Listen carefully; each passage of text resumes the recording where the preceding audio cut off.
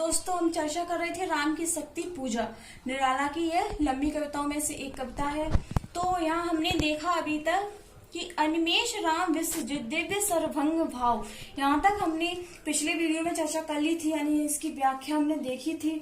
तो एक बार और देख लेते हैं। अनिमेष यानी क्या होता है?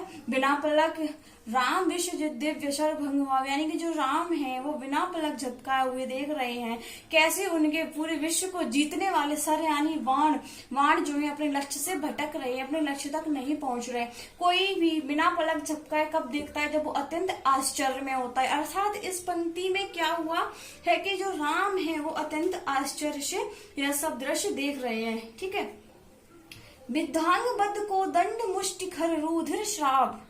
विद्धांग यानी कि बिंधे हुए अंग, यहाँ दो वर्ड हैं, विद्ध अंग। विद्धांग यानी कि बंधे हुए। राम जो है उनके जो अंग है वो क्या एकदम से बिंध गए हैं, अर्थात वो मूर्छित हो गए हैं या घायल हो गए हैं। बद्ध को दंड, बद्ध यानी बंधा हुआ, को दंड मुष्टि, को दंड मीन्स यहाँ धनुष है, मुष्टि यानी मुट्ठी, यानी कि जो उनकी मुट्ठी है वो धनुष पर अभी भी बहुत ही मजबूती से बंधी हुई है। अर्थात क्या हुआ यहाँ पर कि जो उन्होंने धनुष से वो बाण चला रहे थे उसको जब पकड़ते हैं मुट्ठी से, उसको अत्यंत तीव्रता से यानी कि अत्यंत उसको तीव्र गति से उन्होंने पकड़ रखा था और अभी भी उनकी मुट्ठी जो है बंधी हुई है। तो उससे खर रुधिर श्राव क्या हो रहा है? खर अत्यंत तीव्र क्या हो रहा है? खून निकल रहा है, रुधिर का श्राव हो रहा है। रुधिर अर्थात खून का श्राव हो रहा है, अर्थात उनकी मुट्ठी से क्या है? रक्त निकल रहा है। रावण प्रहार दुर्वार। रावण प्रहार यानी कि जो रावण का प्रहार है, रावण का हमला।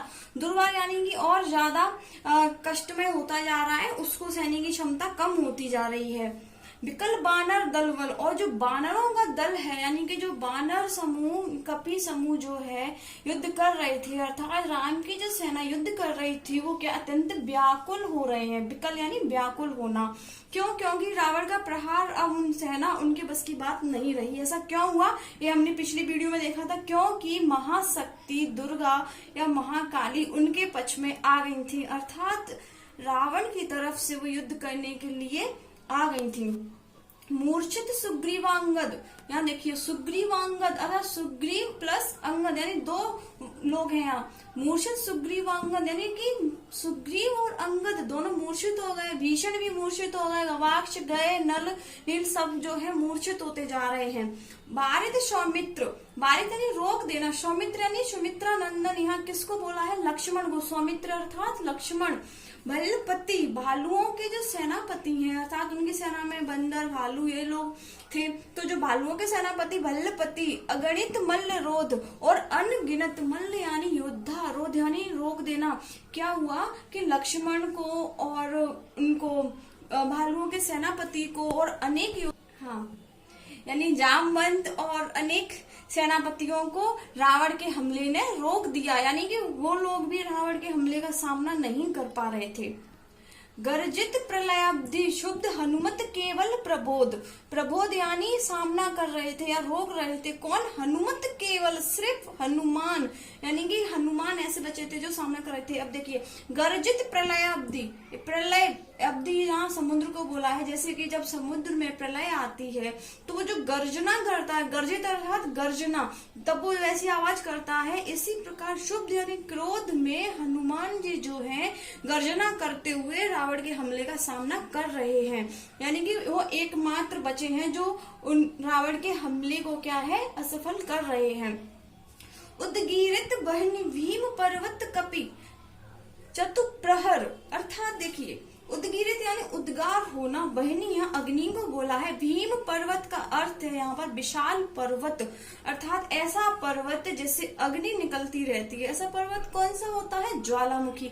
अर्थात कपि चतुः प्रहर यानी कि कपि इधर किसको बोल रहे हैं? हनुमान जी को। हनुमान जी जो है एक ज्वालामुखी पर्वत की तरह अत्यंत क्रोधित हैं और चारों प्रहर यानी चारों पहर तक क्या कर रहे हैं? रावण के हमले का सामना कर रहे हैं। ठीक है। जानकी भीरु और आशा भर रावण संबर। जानकी यहाँ सीता जी को बोला है वीरू, और वीरू यानी भयभीत हैं, वो व्याकुल हैं, और यानी हृदय, उनका हृदय अत्यंत व्याकुल हो रहा है, भयभीत हो रहा था। लेकिन आशा भर, किसने? हनुमान जी ने उनमें आशा भरी हुई है अभी भी, यानी कि उनको जानकी जी को आशा है हनुमान जी से कि भाई युद्ध नहीं हारेंगे और हम जीत सकते हैं, यानी कि राम जो युद्ध जीत जाएंगे। रावण संवर, यानी कि जो हनुमान जी हैं जानकी जी को भी ढांढस बना रहे हैं, और दूसरा रावण के संवर यानी बाणों का हमले का भी सामना कर रहे हैं। तो इस प्रकार अभी हमने देखा, लगभग 18 पंक्तियां देख ली। तो इन प्रारंभिक 18 पंक्तियों में क्या था? युद्ध का इन्होंने वर्णन बताया है। आगे की पंक्तियों में युद्ध का परिणाम हम देखेंगे, और जो प्रारंभिक पंक्ति हमने चर्चा पहले की थी, उन 5-6 पंक्तियों में क्या था कि उनकी व्यूह रचना कैसी थी और युद्ध में क्या होने वाला था। दूसरी बात एक ध्यान देने वाली ये है इस कविता में कि जो निराला जी हैं उन्होंने इसका प्रारंभ क्या है, रवि हुआ अस्त, यहाँ से किया है। रवि हुआ अस्त यानी आप समझ सकते हैं अंधकार होने वाला है, यानी कि ये जो कविता है इसका प्रारंभ अंधकार से वो कर रहे हैं, अर्थात निराशा से वो इसका प्रारंभ कर रहे हैं। ये जो कविता है इसमें क्या है, निराशा पर आशा की विजय हो जाएगी, और अंत में क्या है, रावण जो है हार जाएंगे और राम की विजय होती है। तो कविता का प्रारंभ निराशा से है, यानी कि उन्होंने क्या है, अंधकार को लेकर क्या किया है, कविता की निराशा बताई है उन्होंने कि कैसे प्रारंभ में वो उससे आशंकित है रावण से। तो इसी प्रकार आगे की वीडियो में हम सारी बची हुई पूरी पंक्तियां हैं उनको लेकर आएंगे, और आप बने रहिए हमारे साथ। चैनल को लाइक कीजिए, सब्सक्राइब कीजिए और अधिक से अधिक शेयर कीजिए।